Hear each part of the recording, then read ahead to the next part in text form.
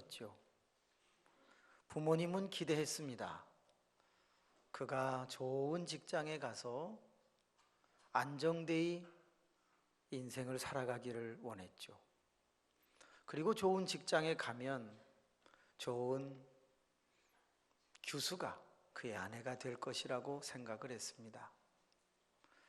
그러던 어느 날 이 우등생 청년은 이상한 생각을 하게 됩니다.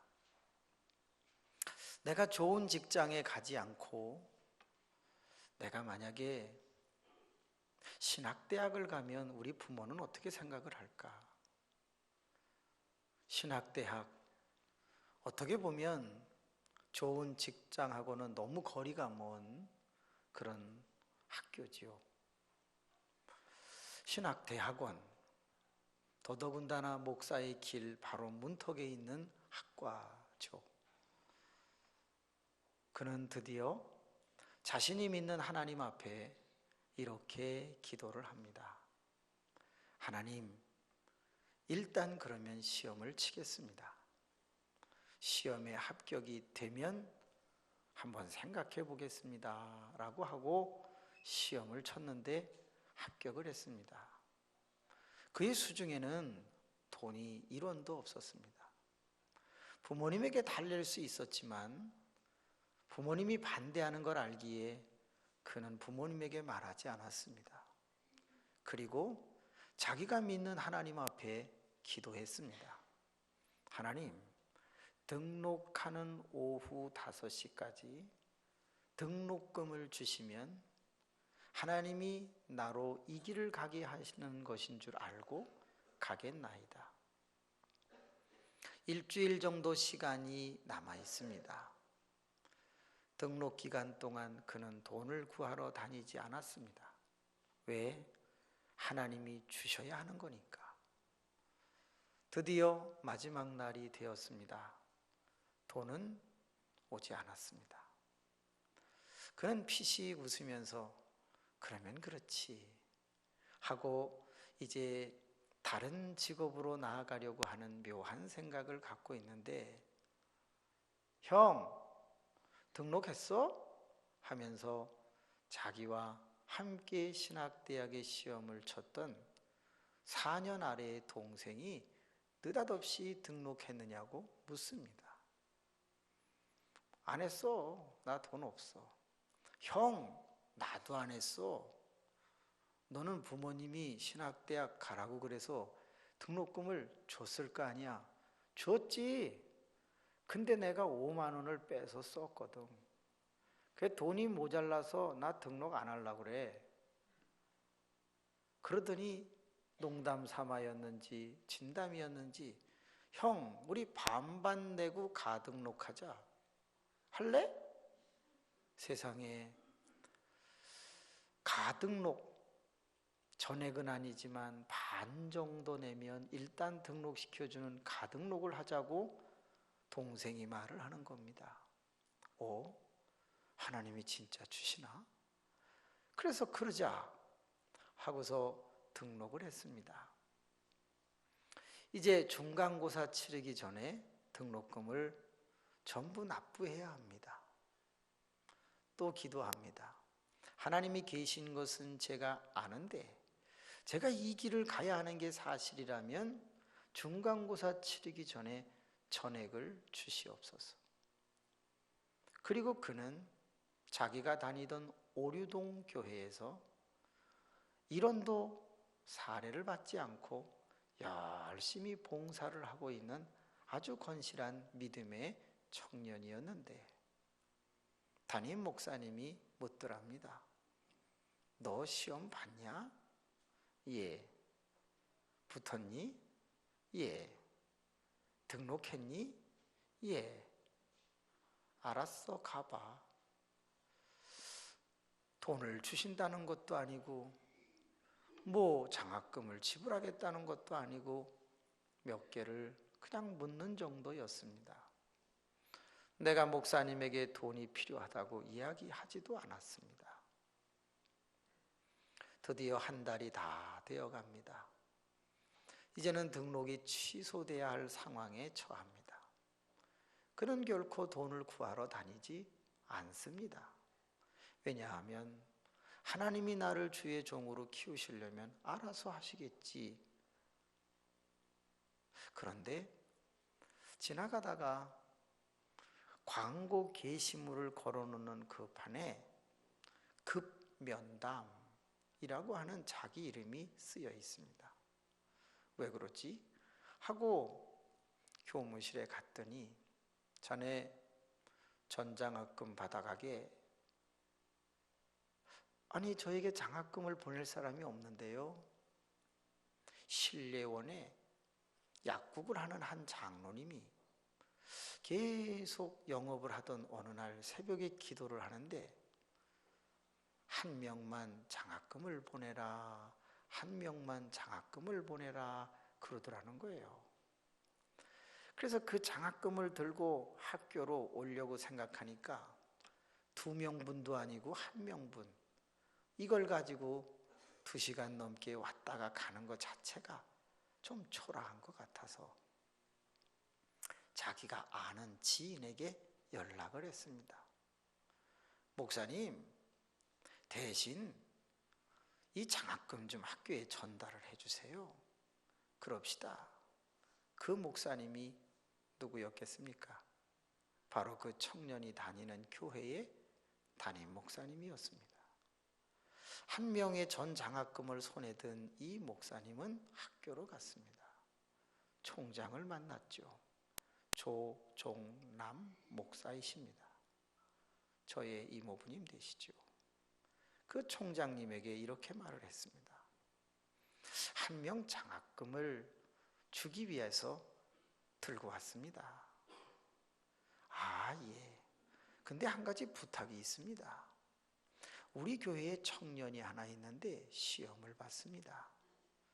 그리고 그가 학생의 수련회를 갔는데 20여 명의 교사 중에 제일 헌신적으로 열심히 하는 것을 제가 설교하다가 보았습니다.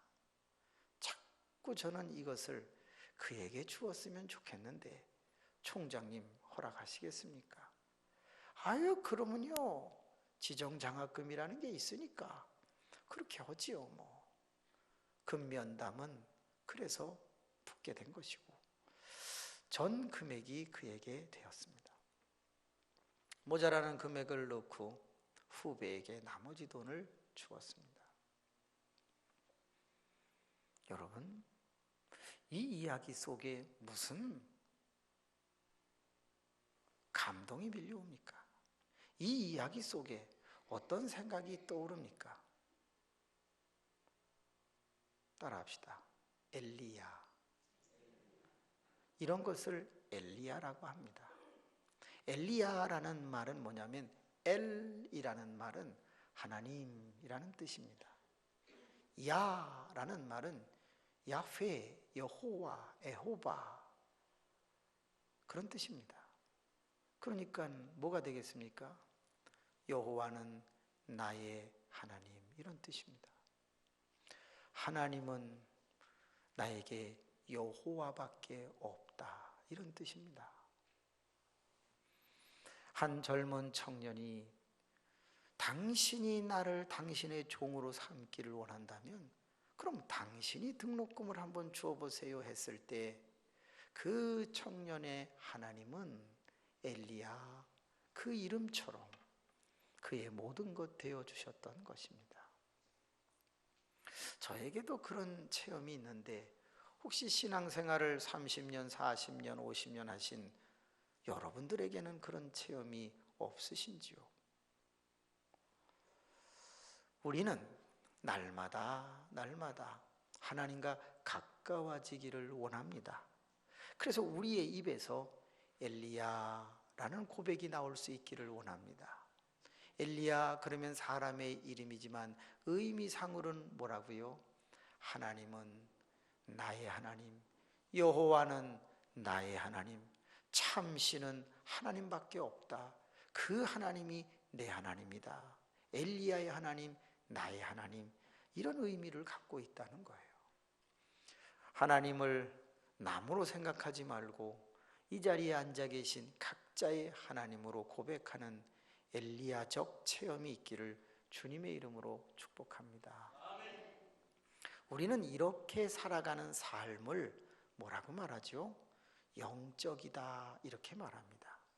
눈에 보이지 않지만 하나님을 추구하고 하나님을 경외하며 하나님을 사모하는 삶을 영적인 삶이라고 말하는 것입니다. 우리 모두가 영적인 삶을 추구해서 그 하나님이 우리의 필요를 채워주시는 것 자주 경험하여 우리의 입술에서 하나님을 자랑하는 일이 만연하기를 주님의 이름으로 축복합니다. 그래요, 내가 내 문제를 풀 수도 있지만 내가 내 문제를 풀 수 없을 때 하나님이 풀어주시는 체험을 통해서 여호와는 나의 하나님이다, 엘리야, 이런 고백이 되어질 수 있다면 얼마나 신선한 삶이고 기쁨의 삶일까라고 하는 겁니다. 하나님을 계속 엘리야처럼 추구하며 사시고 경외하며 사시면 성숙해질 수 있습니다. 한번 따라하겠습니다. 성숙의 도전. 성숙의 도전. 변화의 환희. 우리가 성숙을 계속해서 도전하면 그 다음에는 우리는 변할 것이고 변하면 환희, 기쁨이 넘쳐나게 될 것입니다.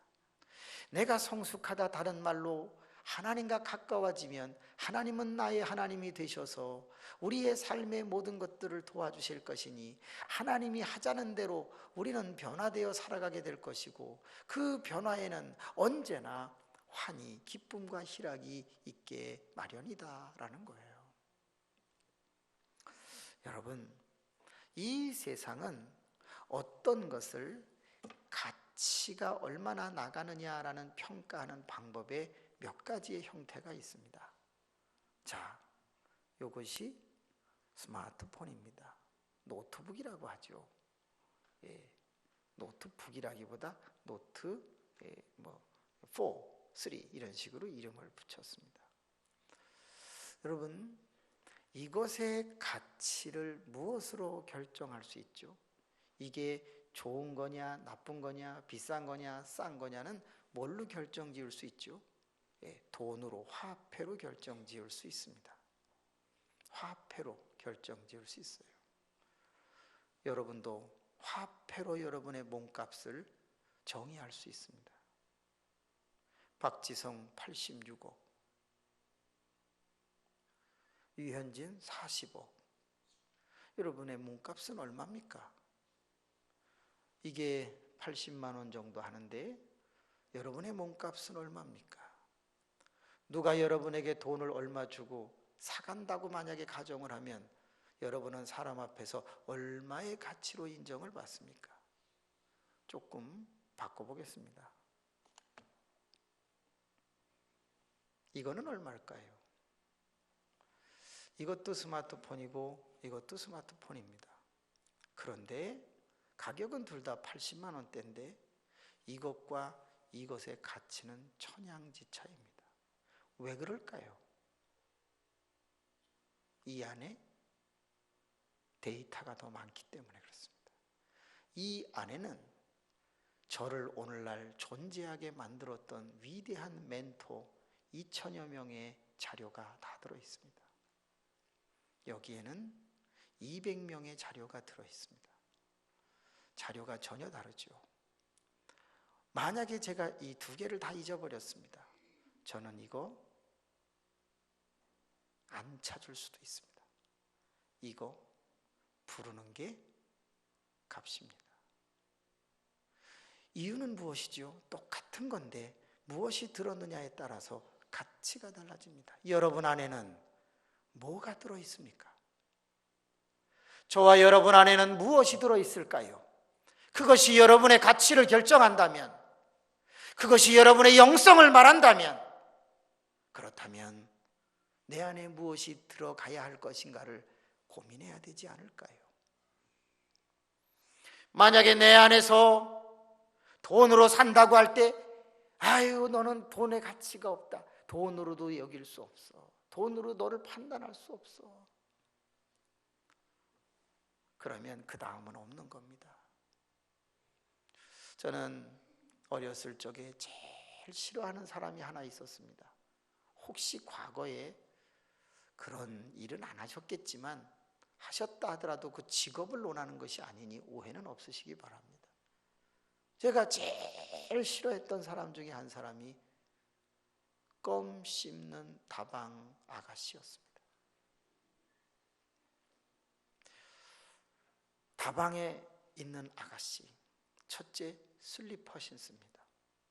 두 번째 입술을 빨갛게 칠합니다. 세 번째 머리에 훅가시를 넣습니다. 눈 파랗게 칠합니다.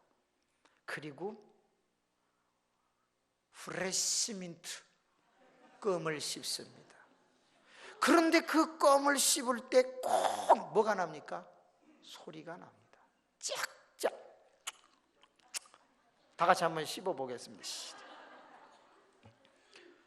근데 그 소리가 너무 반복적으로 듣기가 싫은 거예요.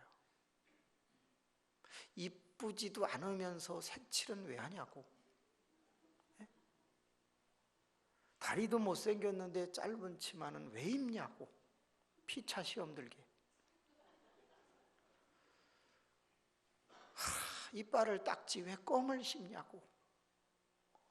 그 짝짝거리면서 슬리퍼 질질 끌면서 가는 그 다방의 아가씨를 볼 때마다 저는 너무너무 싫었습니다. 왜? 저는 정반대의 교육을 받았습니다. 여름에도 양말 신어라. 신발은 꺾어 신지 말아라. 슬리퍼는 어른들 앞에서는 신는 것이 아니다. 바깥에 나갈 때는 반드시 정장을 해라. 주일날은 먼 길을 걷지 마라. 주일날은 세 끼 안 된다. 두 끼만 먹어라. 밥을 풀 때 흰지부 7부 이상을 퍼서 먹지 마라. TV를 틀지 마라. 라디오를 틀지 마라. 주일날은 물건을 사지 마라. 예배는 빠지지 마라. 10분 전에는 반드시 가 있어야 한다. 어른을 보면 75도의 고개를 숙여라. 밥상에 앉아있을 때는 무릎을 꿇어라. 두 다리를 뻗으면 지옥 간다. 전 이렇게 배웠어요. 어른 앞에서 두 다리 뻗으면 지옥 간답니다. 요즘 애들 다 지옥 갑니다. 그러면 그런 저의 삶과 다방 레지라고 그랬던가요? 아가씨들의 삶은 제가 볼 때는 너무 달랐습니다. 천박스러웠습니다. 왜 그렇죠? 똑같은 인간인데, 그런데 그 사람의 머릿속에 무엇이 들었고 그 사람의 영혼 속에 무엇이 들었고 그 들은 것이 그 사람의 행동을 만들어냈는데 그 행동이 천박스럽기 때문에 돈으로도 살 수 없는 무가치한 존재가 되어가고 있었다는 거예요. 정죄하는 게 아니라 말입니다. 이 세상에 사람은 많습니다. 그런데 어떤 사람은 아유 저 사람은 너무 귀한 사람이야. 그 사람을 데려가기 위해서 연봉을 2억 3억을 줘서 그 사람을 데려가는 그런 CEO가 있는가 하면 아무리 좋은 스펙을 갖다 내놓아도 프로필과 이력을 내놓아도 그 사람 안 써. 아니 왜 그렇게 똥값이냐 이 말이에요. 사람의 가치가 어떤 것이냐 이 말이에요. 사람은 얼마나의 기능을 가지고 있느냐도 중요하지만 얼마나 됨됨이가 되어 있느냐는 더 중요한 게 아니냐. 그래서 처음에 사람은 돈으로 이야기할 수 있는데 과연 저는 얼마짜린가? 죄송하지만 어르신들은 얼마짜리입니까? 어느 회사에서 100만 원을 주고도 당신을 채용하지 않겠다고 하면 도대체 나의 몸값은 내가 결정하는 것이 아니라 객관적 경제 기준으로 결정할 때 우린 100만 원짜리도 안 된다면 어떡하겠습니까? 그런데 꼭 돈으로만 가치를 따지는 것은 아닙니다. 존경이라고 하는 마음으로 가치를 따지고 부여하는 방법도 있습니다. 아우 이분은 귀한 분이야. 그 사람이 나타나면 머리를 조아리고 그 사람이 나타나면 마음을 다소곳이하고 그 사람이 나타나면 말을 함부로 하지 아니하고 그 사람의 가치는 돈보다 뛰어난 사람의 마음을 사로잡는 그런 가치가 있다 이 말이에요. 그러면 그 사람 안에는 무엇이 들어있을까요? 그 사람 안에는 어떤 것이 들어있을까요? 세상 사람들이 다 존경할 만한 어떤 기준이 들어있는 것이죠. 함부로 하지 않는 예절도 그 안에 들어있고 다른 사람을 배려하는 성숙함도 들어있는 것이죠. 우리가 예수 그리스도를 믿고 예수 그리스도를 경외하는 이유는 무엇인가요? 왜 우리는 예수 그리스도를 그렇게 사랑하고 예수 그리스도의 이름이라면 우리의 소중한 물질도 내어놓는 것일까요? 바로 그분은 돈으로 가격을 매길 수 없는 놀라운 존경의 내용들을 갖고 살아왔기 때문이죠. 이 땅에 수없이 많은 사람들을 살리기 위해서 그가 죽었다는 그 뉴스 하나만 가지고도 2000년이 지난 우리는 그분을 믿어요. 그분을 경외해요. 이유가 뭐죠? 똑같은 인간인데 그분이 연세가 많아서 존경받을 만한 사람도 아니고 30대의 초반이었는데 왜 인류는 그 앞에서 고개를 숙여야만 하는 것인가? 로마 캐토릭과 러시아 정교회가 만나서 1000년 만에 화치를 했다는데 뭐 때문인가? 전 그것도 요한계시록 관점에서 사실은 그 뉴스를 들었습니다. 666의 출현과 세계가 연합하는 것과 종교의 지도자들이 결탁하는 혼합주의에는 상당한 함수관계가 있음을 요한계시록 12장서부터 읽으면 아실 수 있습니다. 더 두고 봐야 할 일이지만 말입니다. 그러나 어쨌든 그 양대 엄청난 천주교 둘이 손을 잡는 이유는 무엇일까요? 동서로 나뉘었던 교회 역사의 분열 속에 1000년 만에 화합하는 이유는 뭘까요? 정치적 내용을 배제한다, 종교적 관점에서 본다, 중심에 예수 정신이 있는 건 아닐까요? 마리아를 숭배하지만 그래도 예수, 아기 예수를 추앙한 그들의 입장에서는 예수의 가르침이 살아있는 것은 아닐까? 우린 많은 걸 생각하게 해요. 결국 사람의 가치는 무엇에 의해서 결정되는가? 그 사람이 무엇을 담고 있느냐로 결정되는데 그것이 바로 영적인 것을 담고 있을 때 가치가 올라간다는 것이에요. 그 영적인 것이 뭐지요? 쉽게 얘기하면 하나님께로 가는 거예요. 하나님과 더 가까워지는 거예요. 여호와 하나님을 두려워하는 거예요. 여호와 하나님을 체험하고 나의 하나님이라고 부를 수 있는 거예요. 당당하게 하나님 앞에서 부끄럽지 않은 것이에요. 그래서 다른 사람이 말하기를 신앙이 좋다 이렇게 말하는 자를 우리는 영적인 가치가 있는 사람이라고 말하는데 그 사람의 이름이 엘리야였어요. 엘리야는 이름처럼 살았어요. 하나님하고 너무 가까웠어요. 하나님의 음성을 들었어요. 들은 음성은 그대로 실천을 했어요. 그러니 그의 값은 이루 말할 수가 없었어요. 엘리야가 뜨면 왕들이 벌벌 떨었어요. 엘리야가 뜨면 모든 선지자 제자들이 그 앞에 마음과 존경을 다 쏟아부었어요. 그가 무엇인가 먹고자 하면 죽을 여자도 세상에 가루로 떡을 만들어서 그에게 주고 나는 나중에 죽겠다고 할 정도가 됐어요. 가뭄이 들어 물이 없을 때에 그때 물을 떠다 주었대요. 모든 사람이 먹을 것을 걱정하고 있을 때 그의 가치가 얼마나 하나님하고 가까워서 높았는지 까마귀가 떡과 고기를 물어다 줬대요.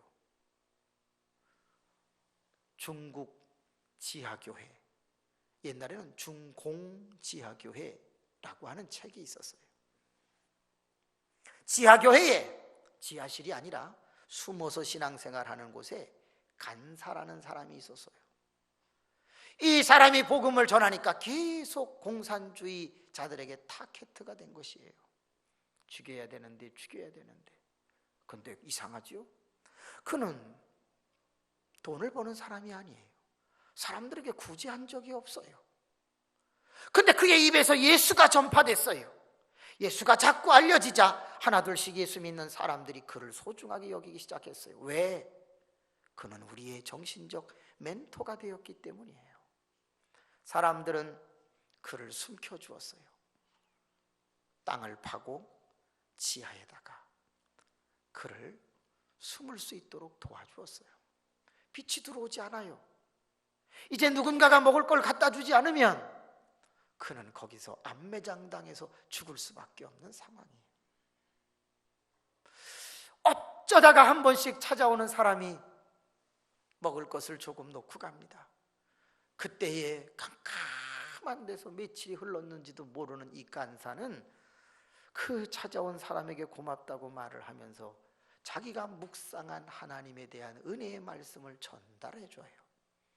그러면 그 사람은 얼른 그 말씀을 다 알아가지고 그 다음에 다시 다 덮고서 그리고 가서 아무 일도 없었다는 듯이 돌아다니면서 이 사람 저 사람에게 그 간사가 이런 하나님의 말씀을 듣고서 우리에게 전해 주었습니다. 그러면서 물밑에서 다 음성적으로 말씀을 전하는 거예요.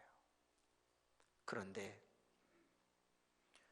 공산주의자들이 완전히 이번에는 전부 핍박과 박해로 순교할 각오를 한 그런 상황 속에서 엄하게 단속을 시작하니 이제는 그 간사가 숨어있는 곳에 먹을 것을 갖다 줄 수 없는 상황이 되었어요. 가면 내가 죽는 거는 상관이 없지만 그분이 다친다는 거예요. 안 가자니 그 사람은 굶어 죽고, 자 그러면 가지 못했던 모든 성도들은 뭐 했을까요? 기도하는 거죠. 기도하는 거죠. 나에게 생명의 말씀을 가르쳐 주시는 그분이 죽지 않게 해주세요. 우리가 먹을 걸 싸가지고 가는 그날까지 지켜주세요. 아니면 이 핍박과 박해가 멈추게 해주세요. 간절히 기도하는데 한 달이 갔어. 아이고 죽었겠구나. 한 달 반이 갔어. 아이고 죽었겠구나. 이게 점점 문제가 되는 거예요. 드디어 모든 것들이 조금 여유로워지고 자유로워져서 이제 그 간사가 죽었을 것으로 사료되고 사람들은 막 달려가서 열었는데 어머나 너무 건강하게 방긋이 웃으면서 할렐루야 하더라는 겁니다. 뭐 때문이겠어요? 그 중공 지하의 교회라는 책에는 이렇게 쓰여 있어요. 여러분들이 나에게 오다가 잡힐까 두려워 오지 않게 해달라고 나는 기도했소. 그리고 하나님은 전능하시니 내게 필요하시다면 살 가치가 있다면 나에게 먹을 것을 갖다 주리라 나는 기도했소. 그런데 신기하오. 매일같이 내게 찾아오는 것이 있었소. 뭐가 찾아왔겠어요? 쥐가 찾아온 거예요. 쥐가 고구마를 하나 물고서 오는 거예요. 감자를 하나 물고 오는 거예요. 그래서 다 같이 쥐 소리를 내보겠습니다. 찍찍찍찍찍찍찍찍 소리를 내는 거예요. 그래서 감자를 놓고서 여러 이러고 있더라는 거예요. 그때 눈물이 쫙 흐르는 거예요. 여러분, 영성이 강해지면 하나님은 그 사람과 함께해요. 임마누엘로 함께해요. 떠나지 않아요. 그걸 뭐라고 하냐? 성숙이라고 그래요. 성숙. 엘리야는 성숙한 사람이었어요. 돈이 많은 성숙이 아니에요. 인격적으로 성숙한 것일 수도 있겠지만 그것보다 더 아주 중요한 성숙은 그는 영적으로 성숙했던 거예요. 이따가 예배 마치고 엘리야라고 스마트폰이나 한번 쳐보세요. 뭐라고 나오는지 아세요? 지금으로부터 2873년경에 가장 무서운 선지자 중에 한 사람 엘리야 이렇게 나옵니다. 인터넷에는. 어떤 선지자요? 무서운 선지자라고 써 있습니다. 왜? 살인을 밥 먹듯 하거든요. 850명을 죽여버려. 전 아직 한 명도 안 죽였거든요. 제가 진짜 위대한 선지자가 되려면 대명 죽여야 되나 봐. 줄 서세요. 한 분씩 먼저 가고 싶은 사람들. 예? 그냥 쥐약 이렇게 가는. 여러분, 이게 구약에만 나오는 게 아니에요. 사도행전 5장에도요 사도가 얼마나 권위가 있는지. 이게 다냐? 다 안 돼요. 혼이 떠났다고 아나니와 삽비라 얘기가 나오고 있다 이거예요. 여러분, 저한테 오는 건 염려하지 마세요. 죽는 게 아니라 살아. 제가 아무리 죽어라 그래도 더 살아. 병 걸려라 그럼 병이 더 나아. 대신에 제가 낫게 하옵소서. 그럼 병이 걸려. 저는 좀 이게 뒤집어져서 해. 이야, 엘리야 가장 무서운 선지자 중에 하나라고 했어요. 그걸 뒤집어 얘기하면 뭐죠? 능력이 많다는 뜻도 되지만 엘리사는 엘리야보다 능력이 더 많았어요. 왜? 곱절이니까. 죽은 자도 살리고. 근데 놀라운 건 뭐냐? 능력이 많다는 개념보다 구약에서는 무섭다 그러면 뭐죠? 성격과 관계가 있고 공의와 관계가 있어요. 그러니까 아주 다혈질적이고 강했다는 걸 의미해요. 그러니 엘리야라고 하는 사람의 몸값은 성품 때문에 주어진 거라기보다는 영성 때문에 주어진 거예요. 하나님하고 가깝기 때문에, 하나님의 말씀을 듣고 하나님의 뜻대로 살았기 때문에 그의 몸값은 세상이 논할 수 없을 만큼 귀했어요. 얼마나 귀했는지 그가 세상을 떠날 때 마차를 탄 게 아니에요. 왕의 수레를 탄 게 아니에요. 오늘 본문에 보니까 뭐가 내려와요? 불수레가 내려오고 불말이 내려와요. 얼마나 엘리야가 뜨거웠겠어요. 그거 탔는데. 참 묘하지 않아요? 구약에는 성령이라는 표현이 거의 없습니다. 나오긴 나오는데 많이 나오지 않고 주의 영 이런 표현들이 있어요. 근데 유독 오늘 본문에는 그게 나와요. 성령의 능력을 갑절이나 내게, 이런 표현이 오늘 본문에는 나와요. 뭘 얘기하는 거지요? 엘리야는 어떤 사람이었다? 성령의 사람이었다는 걸 말해주고 있는 거예요. 그런데 그 성령의 사람을 나는 2배나 더 강한 성령의 사람으로 되어가기를 원한다라고 말을 했어요. 무엇을 의미하지요? 따라합시다. 성숙에 도전했다. 엘리사라고 하는 사람은 엘리야를 바라보면서 성숙에 도전을 했던 것이에요. 그리고 드디어 그가 엘리야의 겉옷과 능력을 받고 났을 때 그는 변화의 환희를 경험한 거예요. 내가 드디어 이제 위대한 길을 가게 되었구나 하고 기뻐했어요. 지금 이 사순절이, 또 지난주 수요일부터 드디어 사순절이 시작되었어요. 여러분은 이 사순절에 다른 것도 다 도전하시고 애쓰셔야 하지만 부탁합니다. 우리의 몸값을 좀 올려야 되지 않겠습니까? 영적으로 우리의 몸값을 성숙시켜야 되지 않겠습니까? 사순절에 영적인 일에 도전하는 저와 여러분이 되기를 원합니다. 그래요.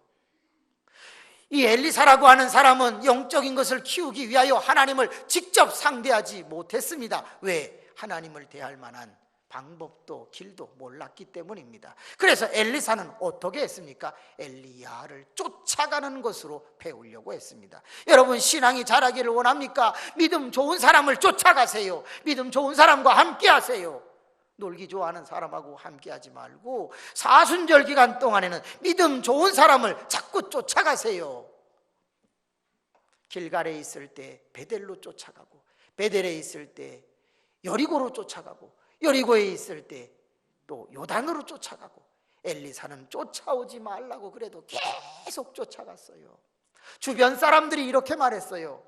아유, 니네 스승은 이제 곧 가셔. 그러니까 돈 될 사람을 스승으로 모셔야지 이제 곧 갈 사람을 뭘 스승으로 모시냐. 야, 네 스승 곧 올라간다는 거 너 몰라? 그러자 엘리사가 뭐라고 말합니까? 나 다 알아.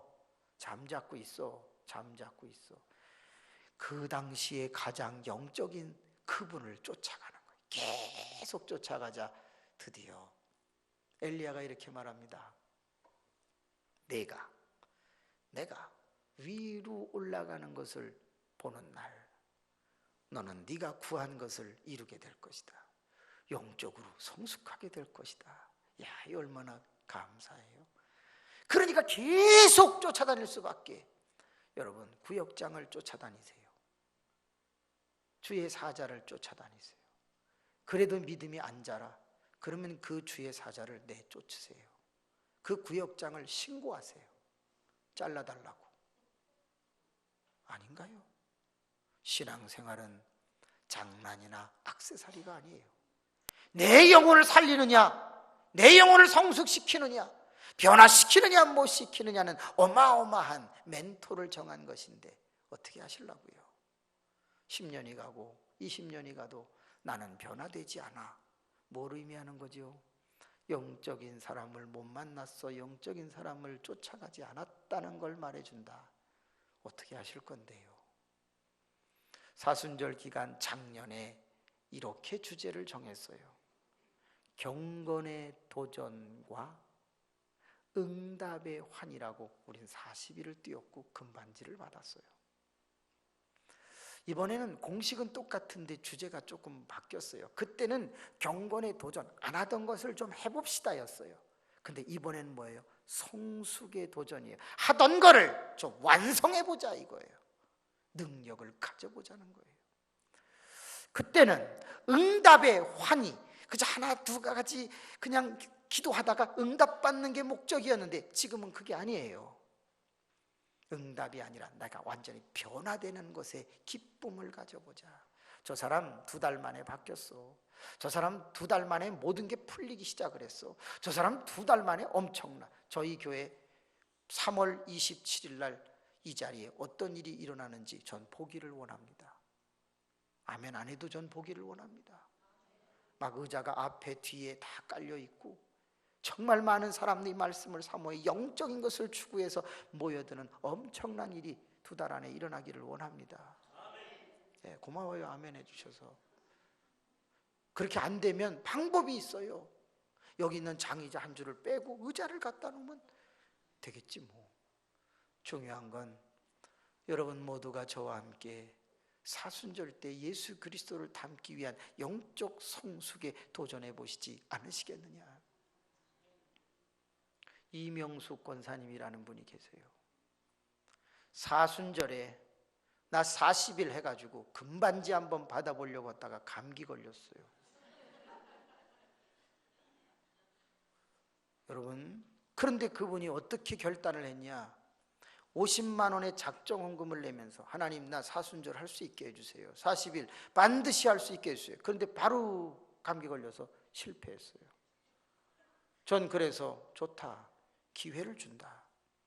원래 사순절은 2월 10일서부터 3월 26일까지 주일을 뺀 날이 40일이에요. 근데 주일이 6번 들어있어요. 아직 여러분 모두는 기회가 있습니다. 10일, 11일, 12일, 13일, 14일 오늘까지 5번이 빠졌어요. 총 47일 중에 5일이 날아갔어요. 내일부터 시작을 해도 42일 2번 더 빠질 기회가 있어요. 도전하시기 바랍니다. 금반지? 그래요. 그거 20만 5천 원밖에 안 해요. 그렇지만 거기에 붙은 의미는 내 영적인 성숙을 내 손에 지니는 것과 같아요. 금반지 때문에 한다고요? 아니요. 금반지 때문에 하다가 장학금 때문에 하다가 실력 있는 사람이 되는 거거든요. 다른 사람이 다 도전하는데 매일 새벽마다 100명씩 하나님 앞에 경건을 도전하는데 100개의 금반지가 필요하다. 저 교회 옮길 거예요. 그거 다 어떻게 해주냐고. 근데 큰 소리 치는 이유가 뭐냐? 그런 일은 절대 없어요. 역사 가운데 그런 일은 없어요. 제가 금반지 반드시 40일 참석한 사람, 3월 27일까지 40일 참석한 사람에게 금반지를 기념으로 드릴게요. 믿음 같은, 금 같은 믿음 말이에요. 또 전 출석 체크 안 해요. 39번 나오고 40번 나왔다고 뻥쳐도 전 줘요. 그걸 일일이 이 나이에 체크를 합니까? 아, 저거 안 왔는 것 같은데 저거 저 다 끝나고 들어온 것이 저것이 뭐 이런 걸 계산하고 안 적겠습니까? 줘버리고 말지. 여러분, 만약에 우리 교회가 50명이 금반지를 받았다. 이건 대한민국의 뉴스감입니다. 교회가 알려지고 교회가 세워지고 교회가 강해지는 것은 숫자에만 있는 게 아닙니다. 재정이 많아지는 데 있는 게 아닙니다. 그 사람들이 영적으로 어떤 추억을 만들어가고 있는가, 그것이 사람을 놀라게 합니다. 만약에 그런 일이 진짜 일어나 50명 60명이 금반지를 받았다. 그 금반지 받는 날 제가 교계의 지도자들을 다 모을 겁니다. 그리고 전부 쫙 나와 드려. 어디가 움직이겠어요? 국민일보가 움직입니다. 왜? 뉴스거리가 되거든. 그 돈이 어디서 나오냐, 그런 건 신경 쓰지 마로. 담을 넘어도 되고 뭐 할 방법은 많어. 교통사고 일부러 내가지고 보험금 받아도 되고 방법은 많어. 그렇게 제가 하겠다는 게 아니라 방법은 많다는 걸 얘기하는 거예요. 아니, 이렇게 유치하게 얘기하는데도 도전을 안 해? 치사한 사람이지. 치사한 사람. 네. 여러분, 아직도 2번 빠질 기회가 있다니까. 여러분 또 이런 생각을 하지 마요. 아씨, 나는 그러면 미리 시작하지 말걸. 그딴 생각을 하질 마로. 나중에 빠지면 될 거 아니야. 46일을 다 참석했어. 부활주일 3월 27일까지 참석을 해서 47번을 다 했어. 그 사람에게는 갑절의 영역이 임하는 거지. 예, 저분 많이 빠진 분입니다. 아멘은 세게 하지만 지금 5번 빠졌습니다. 이제 2번 빠질 기회밖에 없어요. 우리가 금반지가 아니라 영역을 2배로 받고 내가 영적인 사람이 돼서 가치가 올라가 사람들이 나를 존경할 수밖에 없는 그런 지도자 되고 싶지 않습니까? 성숙의 도전 그리고 변화의 환희가 기다리고 있습니다. 기도하십시다. 은혜가 많으신 아버지,